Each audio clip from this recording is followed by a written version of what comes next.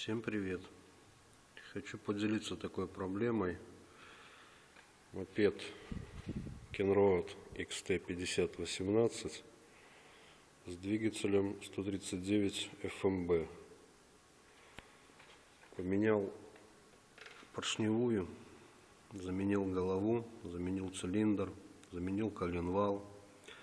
Было 72 кубика, сейчас стоит 110. И вот такая проблемка у меня. Все собрал, завожу, стоит грохот. Сначала подумал, что клапана. Отрегулировал клапана, поставил. Все равно, чем больше газу, тем больше грохот стоит. Причем не цоканье, а как молотком по металлу. Долго мучился, разбирал голову, смотрел, собирал, 3 раза снимал, 3 раза одевал. В общем, так от проблемы этой не избавился. Разобрал сцепление, разобрал генератор, проверил, посмотрел.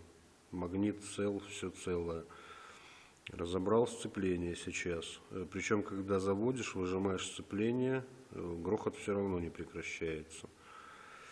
Но немного меньше становится. Сейчас разобрал сцепление, и вот такая проблемка высветилась.